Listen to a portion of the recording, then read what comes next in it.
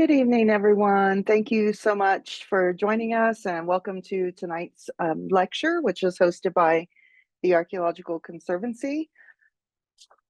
I wanted to just quickly, for those who don't know about the Conservancy, give an introduction of us. We are a national nonprofit organization that identifies, acquires, and preserves archaeological sites in the U.S. on private land. We were established in 1980 and so far have preserved about 600 sites, covering a broad array of time periods and cultures. And our website, you can learn a little bit more about us if you're not already a member and already familiar with us. I wanted to, oh, sorry. We are so pleased tonight to introduce Dr. Stephen Humphreys from American Veterans Archaeological Recovery, which is an organization that we've also highlighted in our current issue of American Archaeology magazine, the fall issue, for its innovative work linking archaeology and veteran well-being. My name is Tracy Lowe. I'm the editor of American Archaeology, and with us tonight we've got Sarah Weber, our Special Projects Director, and of course our special guest, Dr. Stephen Humphreys, I'll turn it over to him in just a moment, but I wanted to go over a few housekeeping things about the webinar. If you have questions throughout the presentation, use your Q&A feature via Zoom to input your questions, and we're going to leave about 15-20 minutes at the end for questions, so you can type in your question whenever it occurs to you, and then we will circle back to it at the end after Dr. Humphreys is done speaking. We'll also be live streaming this on Facebook. Oops. So if you have any technical difficulties on the Zoom call and want to continue watching, you can hop over there. Or if you need to get off early or anything, or you weren't able to be here tonight, we will be putting this lecture on our YouTube page tomorrow. So you'll be able to review it there.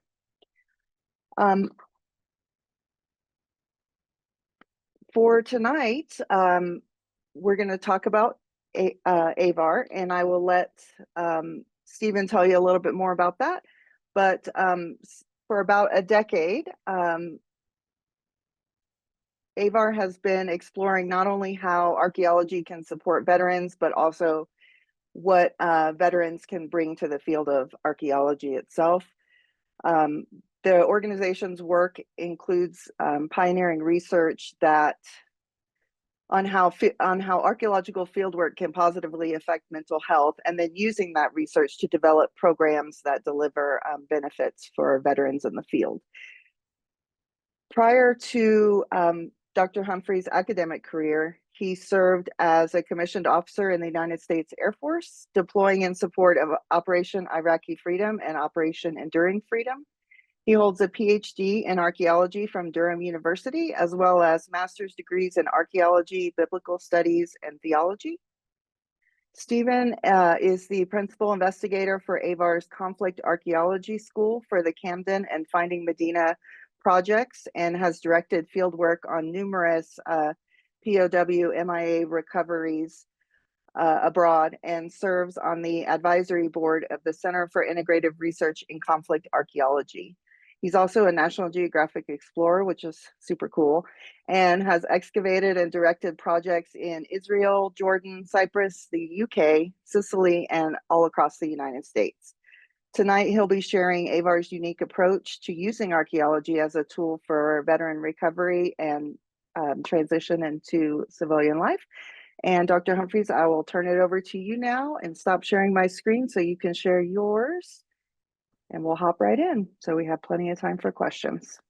Well, thank you, Tracy and Sarah, for the introduction and also for the coverage in the magazine. I greatly appreciate it, as do the veterans. Hopefully that works. I am terrible with technology, so we'll give it a try. In any case, I am Stephen Humphreys. I'm the CEO of American Veterans Archaeological Recovery. Have been for, as Tracy said, about 10 years now.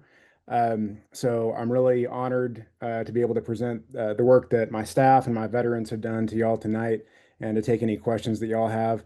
I feel like I talk about this a lot in presentations and whatnot, but I think the most valuable part for me is always the feedback that I get from the audience. So if you have any questions or concerns or any way we can make our program better, that's what we're here for. So please do hit me with those. So where did all this start in the first place? You know, I didn't come up with this idea. I've never claimed to. Um, GWAT really put veteran mental health in the spotlight on I would say, a global scale. And this idea of using archaeology to benefit veterans' mental health comes from the UK originally. Back in 2011, a couple of guys, Darmaid Walsh and Rich Osgood, started a program called Operation Nightingale that was aimed at using archaeology, very explicitly fieldwork, to benefit the mental health of veterans who had deployed to the Middle East and had seen combat.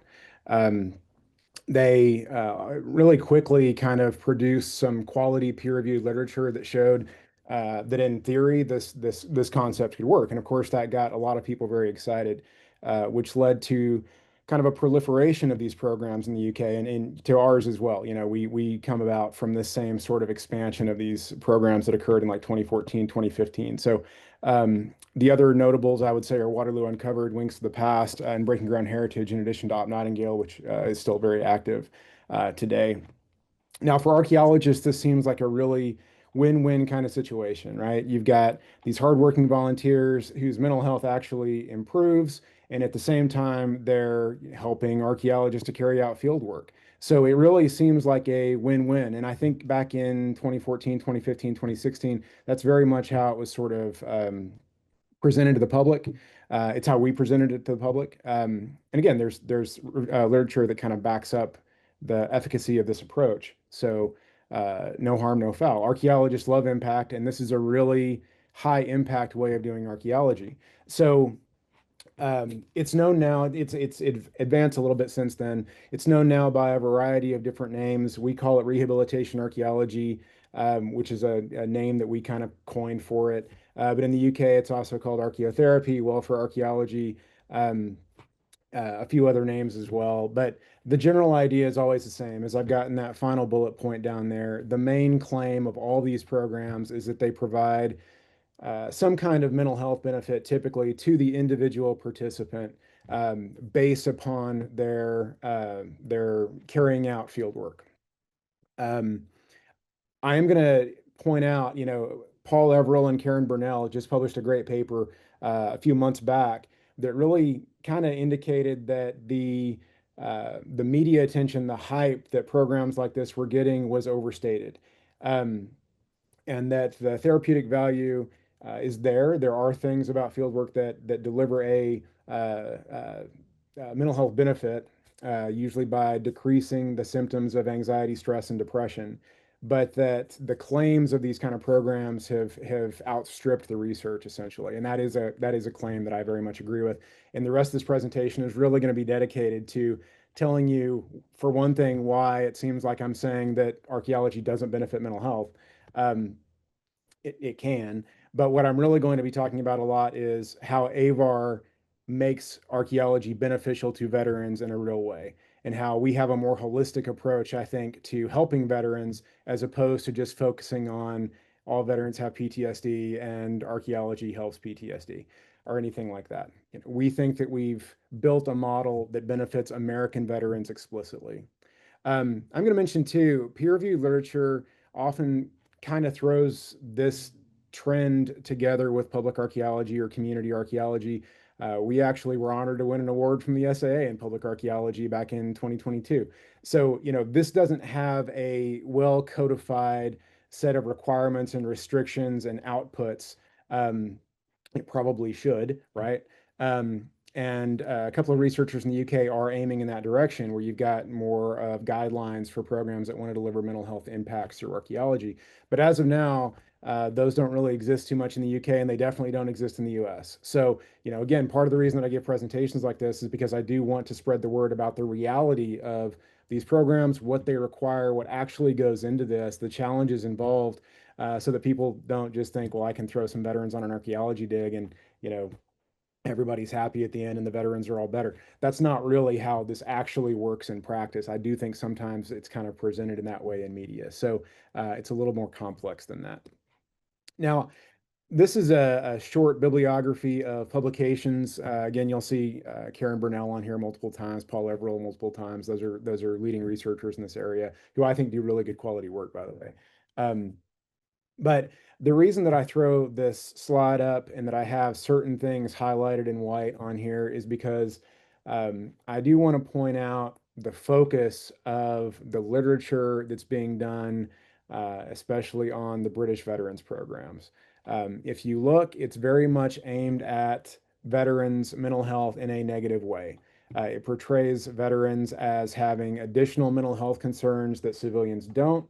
And archaeology is being portrayed as a way to help veterans because they have these additional mental health concerns. So the technical term for this is a deficit-based approach, right? You're aiming at a disability or perceived disability or weakness or vulnerability of this population. Um, that's not the approach that we've decided to take. But it's also kind of strictly speaking, not entirely accurate. Veterans do have a higher percentage of mental health issues compared to civilians. But what that doesn't really take into account is the screening procedures that happen before projects. Of course, most civilian projects don't have any mental health screening whatsoever, but veterans programs often do. And that means that the reality is that you're possibly not taking people that have, say, acute PTSD, veteran or civilian, onto a project. You're probably getting those individuals the help that they need, but you're not necessarily putting them on a dig site. So there are some problems with this approach. And again, this is really all based off predominantly a British population, so it doesn't always apply to the Americans in a real way. But this is essentially what it says, okay? I know I've been somewhat negative about the British research so far, but we really do look at this British research as sort of a starting point or a seed or a proof of concept, because all this research does show what we see in the field, which is that archaeology can provide a sense of purpose and a renewed sense of value to veterans who are taking part. Veterans are characterized in part by having once been part of something that was larger than themselves. I can speak to this personally. You know, when you're in the military, you feel like you're the good guys. You feel like you're on the side of right. That uniform can feel like a superhero's costume. It did for me sometimes, um, and you miss that when you get out. Um, it definitely provides intense social cohesion and bonding. I'm assuming a lot of the folks in here have been on projects, and you'll have felt that before. You'll have felt that familial type bond that occurs on projects. The research does show that veterans bond more quickly than civilians do. So I do think that intense bonding process that everyone feels on projects, we really see that to the nth degree when we're dealing with veterans on a dig. You'll note that I haven't written that that's a positive type of social cohesion. Again, if you've been on projects before, you recognize that that can feel great if you're on the ends, and it can feel really bad if you're on the outs. You can have a really negative social experience on a project in the same way that you can have a really positive. So the social environment is something neutral that really has to be mitigated if you're going to get positive results. But I don't want to get ahead of myself. Um, the value and volatility of the military context comes through a lot. Um, this is touched on in that last publication by Everill and Burnell, but you'll note if you look at these projects, these programs, that a lot of them do focus to some degree on conflict sites. We certainly do. We've realized that the veterans get an additional sense of value. The magazine coverage that Tracy mentioned is on our project at Camden, which is a significant Revolutionary War battlefield. We do gravitate toward battlefields as veterans. We're interested in those. We're passionate about those. We also see ourselves to some extent as descendants of those individuals who served and fought in war uniforms before. I feel that way, but you would be, I think, surprised in many cases by the veterans' dedication to those individuals that were looking for or uncovering details about or telling stories about. They view those as sort of an extended relation. Um, that's valuable in terms of dedication. It's also a little bit more volatile because that can bring some emotions to the fore, especially when you're dealing with things like human remains and death and loss.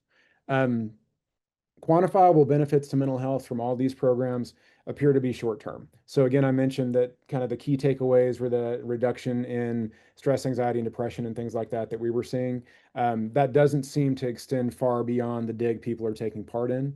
And so that's an issue for a program that's really billing itself as something that helps veterans. For us, that was an issue. Um, Another thing that the research really shows is that the majority of individuals are going to experience those reductions in symptoms, but not everybody does. And this applies to civilians as well. Some great research came out back in 2021. Kurt Eifling wrote a really good article for Advances in Archaeological Practice, where he's compiling all this research that essentially shows that some individuals on civilian projects are going to suffer from separation from their support networks. They're going to suffer from culture shock from being in a new area or being in a new group. Um, so there are some elements of archaeology that really can negatively impact anybody, not just veterans. Um, so it's not 100% effective across the board if unmanaged. Um, and I think this bottom point, we would never call this anything like alternative therapy. It's not an alternative therapy. It can have benefits, but I think the research again shows that one of the benefits of the social bonding and this new forward-looking focus that archaeology can give to veterans is that it can encourage them to go to therapy and get the help they need if they're not already there. Um, and that is what we look for. We look for people who are able to at least look at managing their own mental health because that's what it's really it really is. Or that's what's required to be successful in the field. So AVAR in the early years, this is actually a picture from our very first project, which was taken or which was done alongside the British programs in Rome and Malton in Yorkshire back in 2016. So obviously, we've changed a little bit since then. But when we initially started doing AVAR, when we created AVAR, we were using this exact same British model. We were catching veterans and asking them to come and volunteer on projects. And at that time, it was such a weird concept that um, it took some pitching, frankly, to kind of say, hey, you're going to enjoy this. In America, there's not the same awareness of what archaeology is or what archaeological fieldwork looks like. So I think the initial response sometimes was confusion as much as anything else, but the entire goal was always to help veterans. It always has been to help veterans. It always will be to help veterans. Um, you know, long after I'm gone, I think the purpose of AVAR is still going to be to help veterans in some way, shape, or form. Um, so back in 2019, about 3 years after we started, 4 years after we started, we realized that while the British programs, I think, meet the needs of British veterans and help British veterans, that model wasn't really suitable for what the American vets that were coming to the program were looking for. It wasn't really helping them for this reason here. Um, we realized that deficit-based model, focusing on disability, focusing on injury, it ran the risk of defining our veterans in a negative way for them professionally, which meant, we didn't want to have it look bad on veterans if they put AVAR on their CV or resume. We didn't want an employer saying, well, why did you need these guys? Why did you need this mental health support? But we also, I think we're more worried about it defining those individuals personally, that they were going to think of themselves as broken or as disabled. And that's, of course, not what we wanted. And when I say that we realized this, what really happened is a very vocal former infantryman on a call that we had.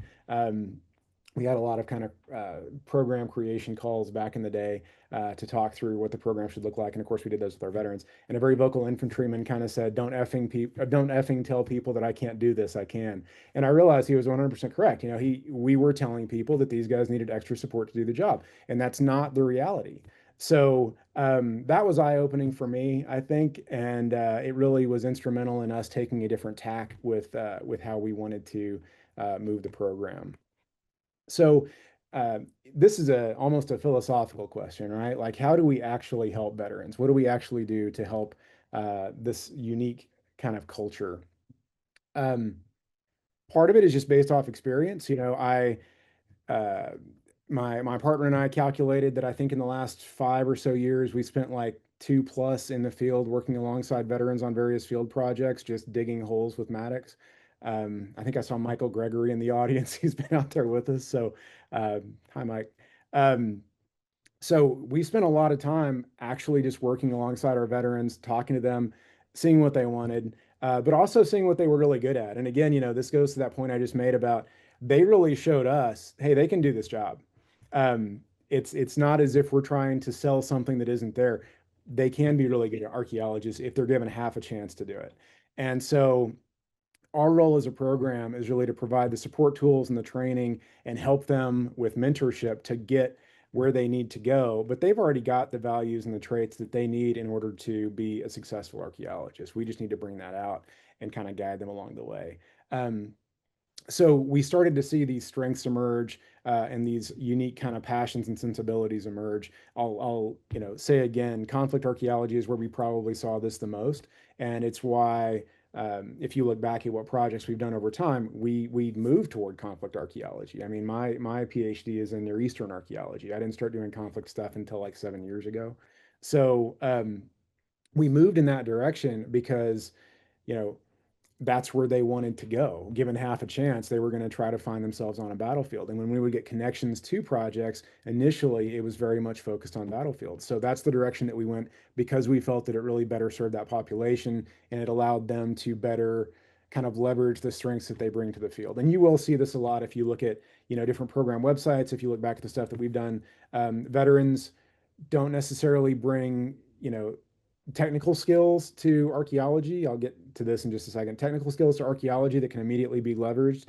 But what they do bring is a cultural understanding of the military and of conflict that I think leads to some more interesting questions being asked that archaeologists wouldn't necessarily come up with on their own. They're not always going to know the answers to those things. There have been enough differences over time. There are enough cultural differences between, say, us and the Continental Army of 250 years ago. There are enough cultural differences that, it's not a one for one swap, but our veterans are going to bring in a understanding of what it's actually like to be in the field, to follow orders, to take direction, to be in stressful situations and whatnot that most archaeologists don't necessarily have. So we wanted to leverage those traits. Now, how do we actually do that? What are we really doing here? We want to train them to succeed in this new environment, and I'll get to that more in just a moment. We want to support them as we make that transition, and we want to compensate them. These are the three things that I really look for when I'm kind of looking at other veterans programs that are out there. Um, I think these three things are the three things that make a program have value to the participant, in other words. So I think if you don't have these three things, maybe think a little bit about, who's actually benefiting here, to put it bluntly.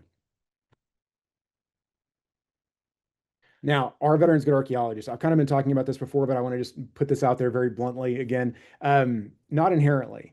Uh, Again, there are claims in the early kind of peer-reviewed literature. Hey, veterans, if you used to dig trenches in the military, well, now you're just digging trenches in archaeology. That's not how it works. Um, what really tends to happen is, if you get a veteran who used e-tools, excavation tools, or who, use GIS or something like that in a military context. They might have some basic familiarity with those things, but you end up doing a lot of retraining to fit that mentality into the archaeological context anyway. So no, veterans are not automatic archaeologists or anything like that any more than civilians are. Everybody needs technical training to be a scientist, right? Which is what we're really trying to make these folks into. Um, they do certainly have traits that can lead to success in the field when those are properly harnessed. They also have some traits that require additional kind of care and feeding. Um, I was given a presentation not too long ago where I kind of compared veterans to high performance cars, and I still think that's pretty accurate. If they're well led, well maintained, well directed, veterans will knock your socks off. They do a great job in the field. If they don't have those things, they won't. So they are a little bit higher maintenance, but the rewards typically are worth it when they really get going. It's a sight to see. So a program like AVAR is really necessary because veterans do require this cultural understanding and this cultural transitional training to really reach their full potential in field work. Um, the reality is that veterans struggle with that more than they struggle with the technical side of things and more than they struggle with the work itself. I think one thing we do see over and over that's a more or less a constant on projects is that the veteran work ethic is really strong. Um, that can be a good thing or that can be a bad thing.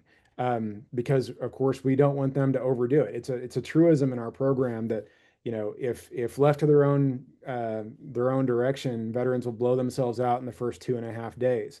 The first 2 days, the output will be beyond your wildest imagination if you're a PI.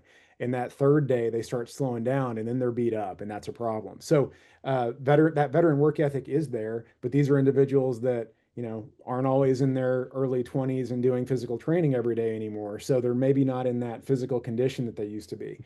They want to be, and they might think they are, but that's a plus, but it also requires some guidance so it doesn't get misused, and so it doesn't end up causing that person damage that would help or that would hurt them in the short term and the long term. I was actually just talking to a veteran on this project we just did in Sicily. This guy could essentially dig, he could dig a unit himself. He probably did dig a 2x4 by himself to like 180 centimeters. He just was an absolute workhorse. And I really did kind of have to take him aside and say, like, hey, you got to slow down. Like, this is digging dirt fast is not going to make you a professional archaeologist who has a long-term future in this field. Digging dirt fast is going to jack up your shoulders and your elbows, so you need to stop. And that's the kind of, I think, cultural reality that we deal with on a pretty regular basis in the program on fieldwork. But this does require a lot of experience. We've been doing this for a long time. We've gotten better at it. I look back at some of our early projects, and yeah, there were definitely things that I wish I'd done differently on those. But I think at this point, we've at least gotten to a point where we have a program that really does move people forward in a way that we're happy with. But I've written down here some of the pros and cons that we're seeing. There's a huge library of peer-reviewed literature on veterans transition. Um, it's an entirely, it's its own discipline. So a lot of these are more or less pulled from that, but these are things that we do see in field work. The mission orientation, the work ethic, the discipline. I've written metal detection on there specifically. Again, that's a staple of conflict archaeology.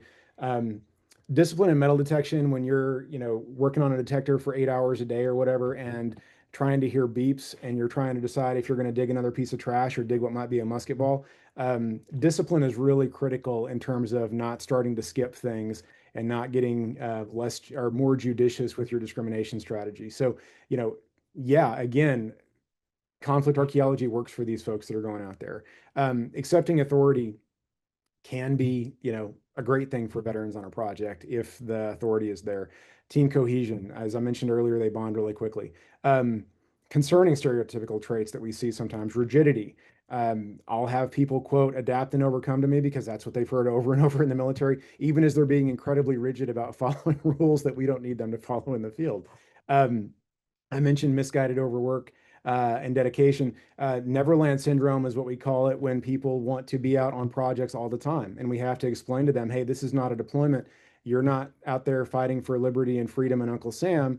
You're just going because you think this is an interesting site, or because, the DPA mission has, I think, a kind of a different real world impact. But what we do tell them is, hey, you might have a family or a support network. It might not be good for you to be gone all the time. Deployments in the military are not famous for creating positive mental health when you get back home, if nobody knows that. So we really do try to guide them in terms of, maybe not taking every single opportunity that drops into their lap and not being gone all the time unless it really is going to advance them in some way and help them in some way. Dismissive attitude toward other populations. We have a lot of males who come from an environment where there were no females. If you were in combat MOSs or combat branches of the military for quite some time, and again, we're getting veterans who've been out for a while sometimes. If you were from those unique branches, you didn't have females who were in leadership positions all the time. And even still, some areas of the military are specifically very male dominated. So combating that and getting them to recognize female authority in the field can be a challenge at times. Authority issues and loss of power. You see accepting authority on the other side. Yeah, you absolutely do have people who haven't realized yet that they're not in charge and who haven't been able to figure out, hey, you're a field tech, you're at square one. You need to learn, you don't need to speak. So harsh language and trauma dumping, I think those are synonymous sometimes with the veteran population. This is not, AVAR is not a safe place for veterans to engage in these kind of activities. We don't allow people to come out and use inappropriate language in the field. We're also really cautious of allowing individuals to talk about kind of these negative traumatizing military experiences that they may have had, because of course that can impact everyone around them in a trench. You know, people have nothing to do but listen sometimes. And if you've got 6 or 8 people in the trench, that can be a bad time. So we're really cognizant of the impact that words have on our population. Support. What do veterans need to excel? Um, our population is extremely sensitive to leadership. Um, Setting expectations has been critical. We've learned to get that or to do better and better at that, I think, over time.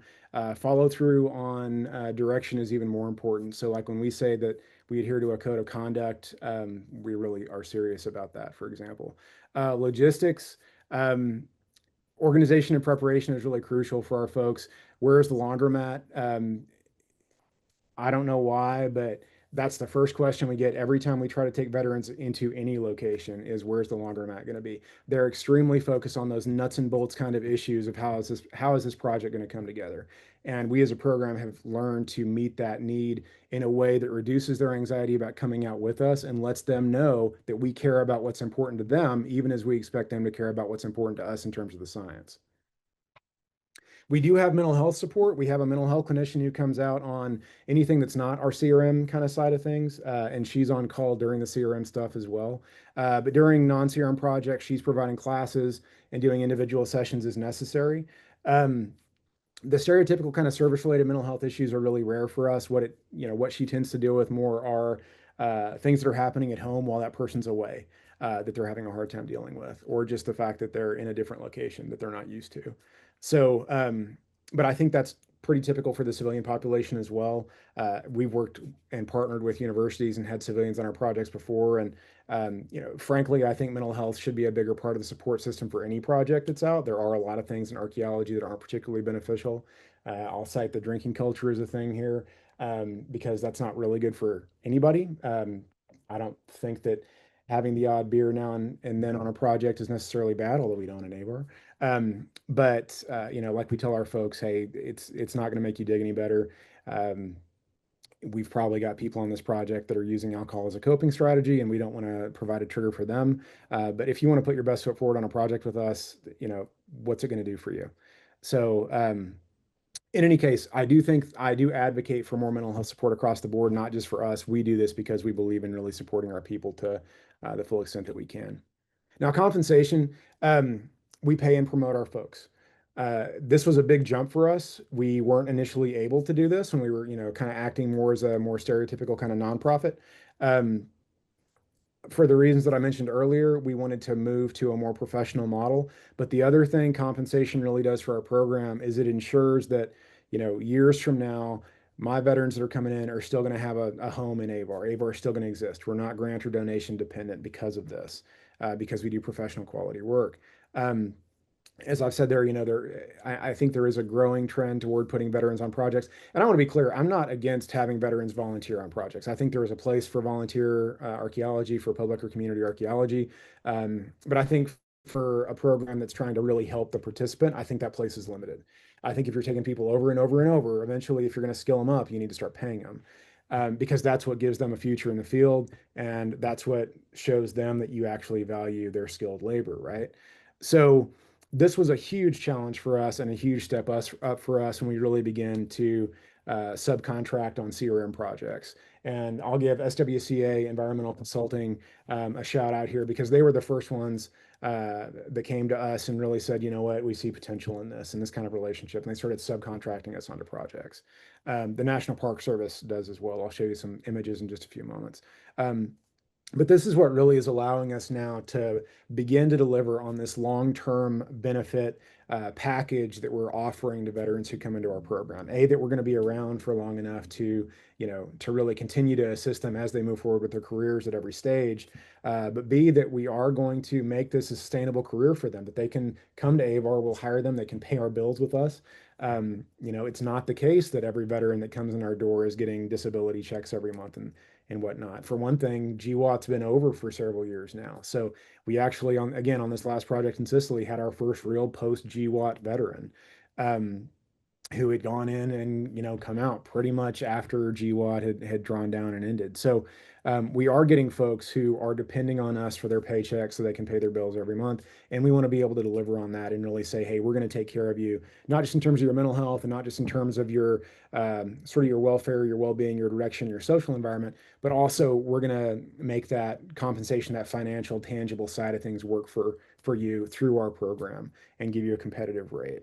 Um, our goal is to make, and I've thrown in here what our core values are: compassionate, composed, competent archaeologist whose service informs their leadership of other transitioning veterans. Um, I have the typical veteran cynicism regarding things like core values and unit values and all that kind of stuff. But when we really sit down and think about it, compassion, composure, and competence are what we look for in people that we hire, but also people that we promote internally. And so that to me really conveys what the values of the program are. That's what allows us to scale. That's what allows me to be able to hand off control of a project to a veteran that's worked with us for a couple of years and has demonstrated these things, knowing that that individual is going to take care of the veterans underneath them as well as or better than I would when given the same resources. So that's what we're really looking for there. I just wanted to throw in a few images because these are the partners that we work with now that have really seen us through. We started working with the National Park Service at Saratoga back in 2019. Um, and this again is Saratoga. That's our board president, actually, there on the left, Ben Powers. But we've worked with the National Park Service now on numerous projects, and guys like Bill Griswold, Joel Dukes, Meg Waters. Those folks really saw the potential in the program at a very early stage, and I'll say saw the potential in me as well at a very early stage. Um, and really helped to guide us through. So very appreciative to them. Rocky Gillette from the Defense POW MIA Accounting Agency was really instrumental in bringing us on as a partner back in 2018, 2019 kind of time frame. And we just completed our seventh DPA recovery mission in Sicily. We've had 3 successful identifications, which both I and our veterans are really, really proud of. This I think adds a completely new kind of emotional impact to the program that we just love. So um, and this is a DPA project we did in 2019, 2021 in England, Arundel, England, that 2 of these individuals are from. So I definitely don't want to give the impression that it was just me or even just my staff or just my veterans that made this happen. AVAR exists because I have great veterans, I have great staff, but also because there were a lot of really great archaeologists that saw potential in what we were doing, thought that it worked after working with us on the ground, and decided to make it happen. And so I think those individuals need a lot of credit for the fact that we're here. Um, this is the kind of thing that we're really proud of right here. The fact that this team came together. This is our last recovery mission in Sicily, 2024. Um, Crew came together, did great quality work out there, great science, worked hard throughout the entirety of a really long project, um, and did the mission to the fullest of their capability. That's what it's all about for us. And it's just cool that, veterans can stick their stuff in front of classical archaeology. Next steps for us, I always use this picture because this is my partner Kinsey, who is really instrumental in a lot of this stuff happening. When I say the logistical excellence in the program is important, that's entirely her ballpark. She makes all that happen. Um, the pilot years for us are really over. At this point, we're opening the doors to our ACAS schools. Our main one is at Camden right now, and we love that relationship that we have with them. We love being in South Carolina. And we're going to use that to its fullest extent to train veterans to do a good job in CRM field work all across the country. So we're going to use that training opportunity to make our vets competitive and as competitive as possible. Um, our veteran crews that are already out there on CRM projects um, have established a really solid reputation for the program, so they get full credit for that. And we're going to continue to build CRM opportunities out so that we can hire these folks that are going through our training program at Camden and elsewhere, and again, keep giving those people good careers in the field and good futures working with us. Or elsewhere, if they have a great offer at another company, then we always encourage them to take advantage of that opportunity, and we just let them know that the door is still open if or when they want to come back. Um, Success for me really looks like I've given, a lot of these and I've got letters behind my name and whatnot. Success for me really looks like someone else getting to that step from my program and giving this presentation in the future. So, I'm always hopeful that the next iteration of me is going to be better and more effective than this one is. And I've always got my eye on the new vet who's just showing up on the project on the first day, and someday hopefully they're going to be giving this presentation for you guys and sitting in this office. So that nothing will make me happier than that. So that's where we're going from here. I think I'm right on time, and I'm happy to answer questions. Yes, right on time, to the minute, 20 minutes still. We had a couple of questions from attendees that were similar. So this will be a two-part question that answers a few people's questions. Um, what are the veterans' next steps after they finish a project? Do they continue at some level in archaeology, and have any of the veterans gone on to get a formal education in archaeology? Yeah, so that's a great question. So I think one of the challenges for us early on, and when I say early, I mean kind of pre-2020, was that veterans were coming in with a wide variety of backgrounds. So we would have veterans come into the project who, yeah, it's kind of a negative characterization, I guess, that I fall into as well, to think of veterans as people who don't do archaeology. There are a lot of veterans who are already employed and already archaeologists. And I think what we started to see pretty early on was that, a lot of these veterans who were already archaeologists would come to us and say, "Hey, do you guys have any jobs or any openings?" So we have a lot of veterans now who have bachelor's degrees in archaeology. Some of them finished bachelor's before they ever found out about us, and some of them finished bachelor's kind of after they found out about us. But we have a lot of folks who have SOI qualification, for example. Um, so the answer is yes. To the question, yeah, we do have people that have gone on and gotten educations. We do have people that have gone on and gotten master's degrees in archaeology based off their time with us because they want to be able to come back and run projects for us. So yeah, we've had people make that jump. Um, right now, the jump that we're making that we're really excited about is that we're starting to bring up people who have been field techs on our subcontracted projects previously. We're just starting to move those people up to kind of the more crew chief type level on our projects. So we're promoting internally with the veterans that have been with us for quite a while, which is something that we've really been building toward for quite some time. The end goal really is to create a nice kind of pyramid where we're having a lot of people come in these training programs, and then we're building them up and promoting them up with those values that I kind of mentioned before.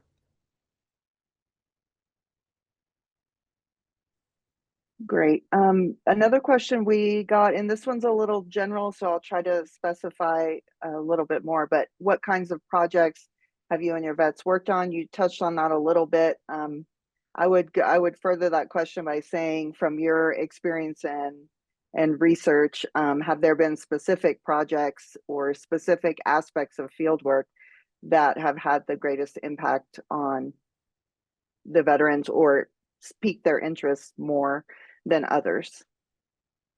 So I think,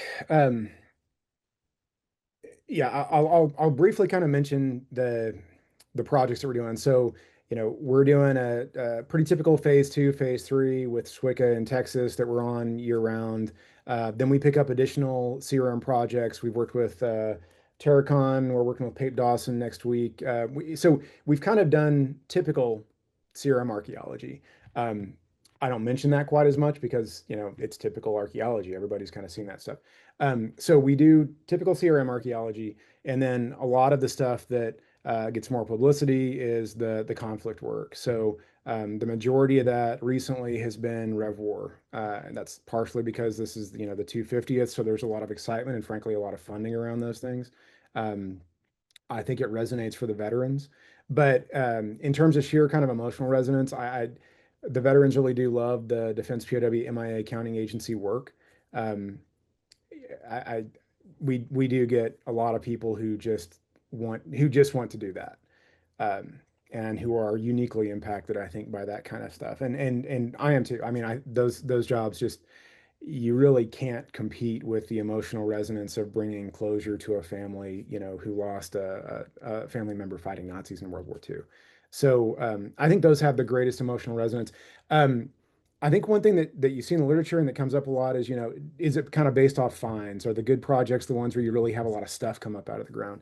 I think I think where the team walks away with the greatest sense of satisfaction is when they just execute the methodology really well, to be honest. So when they go out and they just do really clean metal detector survey and they know they didn't leave anything behind and they found the skirmish site or they found the battle, you know, I think when they just execute really cleanly, that's when I see those teams just really click together and know that they got the job done. And I do think that really resonates for this population. So it's not so much fines, it's more about like getting the job done. Yeah, that makes sense. And along those same lines, one of my questions is since so many of your projects involve conflict archaeology and other war-related sites, when you're out there in the field, how do you and the participants navigate the emotional weight, I guess, of working in places that are closely tied to trauma and loss, and some of them have been in conflict situations before? Is that a triggering experience for them, or a lot of times, or I mean, I guess in the field, how do you deal with those as they come up? Sure. So this is a bit of a generalization, but it has happened. I've actually seen civilians get triggered by conflict sites more than veterans do, because I do think that's a reality. I do think that veterans are, again, uniquely aware of what happens on those conflict sites. Um, I think civilians often misunderstand, like veterans can have a really dark sense of humor about some of these types of things. Um, and frankly, yeah, I've personally felt that as a bonding type of experience with those individuals who are trying to recover.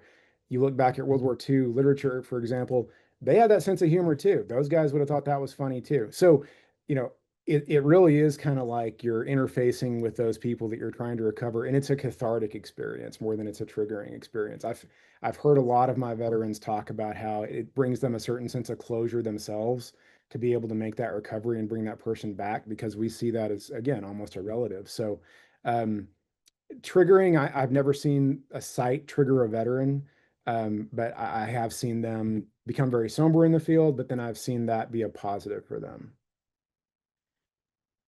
Now, I'll say too, we did initially approach conflict sites with some trepidation for that reason, because it stands to reason, you automatically think, well, this could be damaging for individuals who have seen traumatic events or violent events before. And in fact, it's a little counterintuitive, but it's kind of the opposite. Gives an avenue for processing. We have another question here. If the benefits of a project are short term, if a veteran participates in multiple projects, do you see longer term benefits? From the research, and again, this is British research that's looking at this, but no. There's a book that Rich Osgood put out, I think a year ago now, 2023, 2024, Broken Pots Mending Lives, and he kind of specifically addresses this. Of course, he's also spent a lot of time out in the field with veterans. So uh, you don't really see an enhanced sense of well-being um, uh, from project to project. We do start to worry about project dependency. That's mentioned in Everell and Burnell, where that person can almost become addicted to, okay, that was great. When's my next dig? That was great. When's my next dig? And that's not a problem, but that's where I would argue that those individuals need to start getting compensated for their work, so that it doesn't become an unhealthy habit. Because everyone in here knows, field work is physically damaging. You've got a clock essentially for how long you can really dig. And move dirt in a hard, you're not going to be able to do it anymore. And so, what we really got our veterans toward is, hey, at what point do you need to be the decision maker on the site as opposed to carrying buckets, so that you can continue to do this for as long as you really want to. So that's my issue with it. No, the mental health benefits really don't increase over time. Um, yeah. Gotcha. Someone else asked, have veterans' military experiences provided insights at historical battle sites regarding terrain and trenches, and are there any European projects planned? So It's a there, two-part question.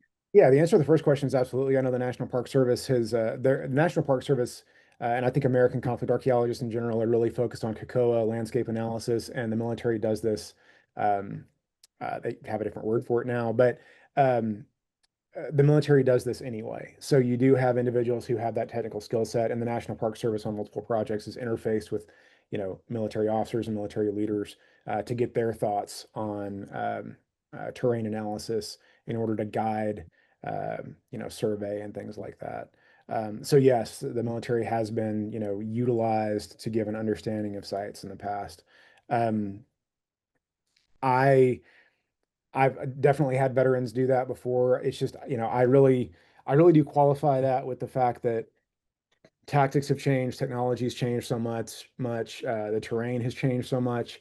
We sometimes see veterans that come in really quickly that have combat experience, especially, and are like, oh, well, um, that's where I would set up over there. And uh, we essentially have to say, okay, but let's do the research first. Let's like really learn the battlefield and learn the site and bring in all these other technological tools before we can really make that conclusion. Sorry, I think that was a two-part question. Was there more to it than that? No, I think you mostly answered it. There's another similar, related question about if AVAR does archaeological surveys to look for sites, or do you do projects only where you know that that there is archaeological data? Okay, good question. Oh, the previous question had asked if there were projects planned in Europe. Um, Oh, yes, yeah, we hope so. I don't want to announce anything yet, but yeah, we're trying. We're looking in that direction for the next year or two. So the answer is yes. right. Um, do we look for battlefields when we aren't? Basically, we don't have textual indicators that there are any there. Um, I would say at the moment, not really. Uh, you know, the textual indicators are always going to be the best source for kind of deciding whether or not your odds of doing survey are good in the first place. Uh, I think really the Medina work that we did in Texas is probably the closest thing to just really looking for a battlefield and we didn't know one was in that area. Um, because the textual indicators were really vague as to where that location was, and the battlefield had really not been located. There was kind of a 7+ mile expanse that it could be in. So we did have to do a lot of really low intensity metal detector survey coverage in order to start finding sites. Um, so yeah, so we have done that where we knew a skirmish was going to be in the area or knew a battlefield was going to be in the area, but really didn't know where it was going to be and really had to tone down our survey coverage to where, we could find something, and we did, which was great and which was really rewarding for the crew, I know. So yeah, we've done that kind of thing where we had a general indication but not a specific. I have long, real thoughts about how metal detector survey should work in that regard, so I'll not go too deep into those, but yeah, I have thoughts. Someone else asks, how does AVAR connect or advertise your services to prospective CRM projects? And then, other than National Park Service, and you mentioned DPAA, do you do CRM for other agencies like the Army? So we haven't done anything explicitly for the Army. Um, I'll say that the CRM entities that we've worked with, it's really been kind of word of mouth. And so far, that's been enough work to employ um, the veterans that we wanted to employ and that we had available. So far, like SWICA has been a great employer. I'll, give them a plug again. They've been a great client for us. But I go to a lot of conferences. I talk to a lot of other CRM folks, and really through those connections, we try to find projects that are good for our vets. Um, one thing that I really didn't talk about in that presentation was that, we do try to find projects with really solid ground leadership, but also that have the stability and the work environment that we want for our veterans. We don't just throw veterans on any project that asks. We don't just throw veterans on every project that offers to pay. So there are definitely some projects that just we don't think are a good fit.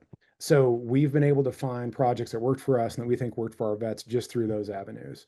We're not, I should say I'm not trying to make a, massive international empire. I'm trying to create a program where individual veterans are benefiting, where they're not being treated like numbers, where it's not about putting more money in the bank account. I mean, we are a nonprofit. So that's what it's really all about. I would rather really help one or two people as opposed to, put 10 people in jobs where they're going to be unhappy, which, field teching is a hard job. So we try to kind of beat the odds on that.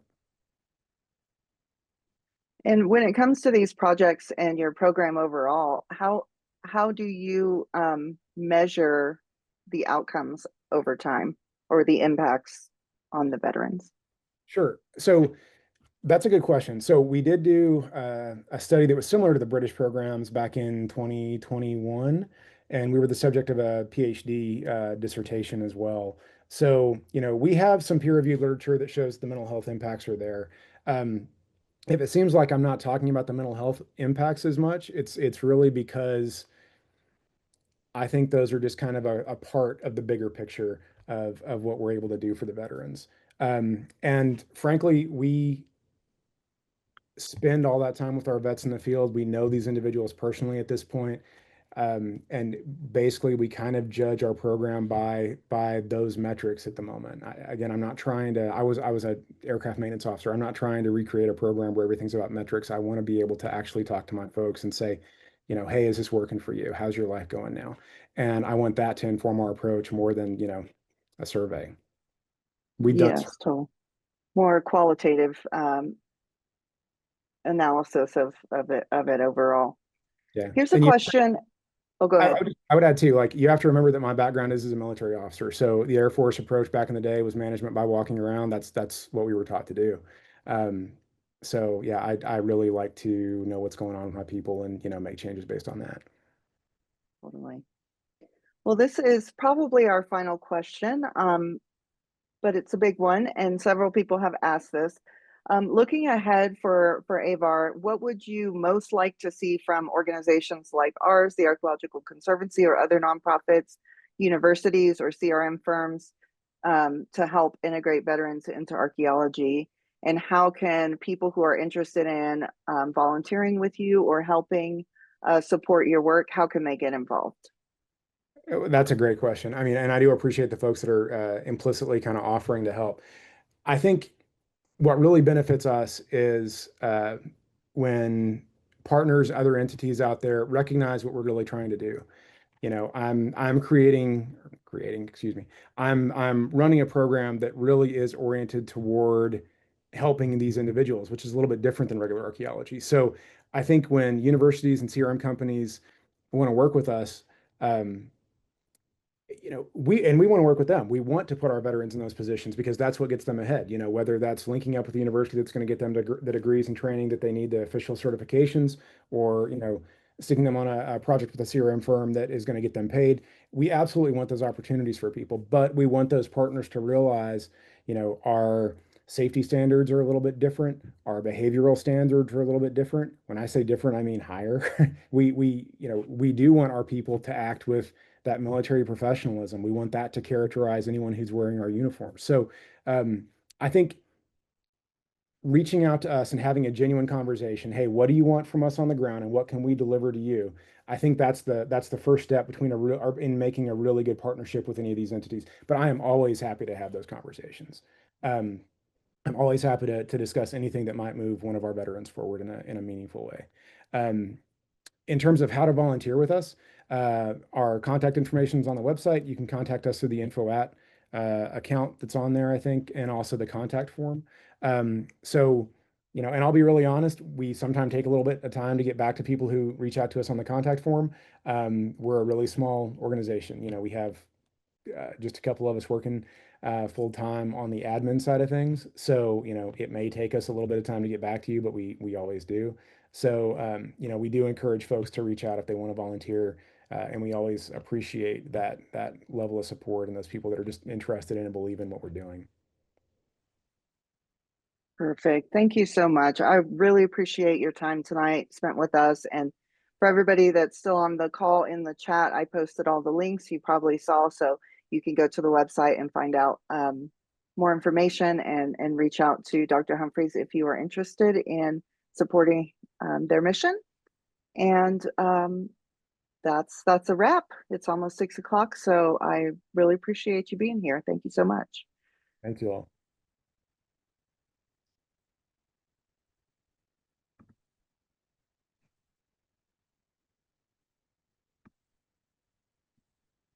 Okay, good night.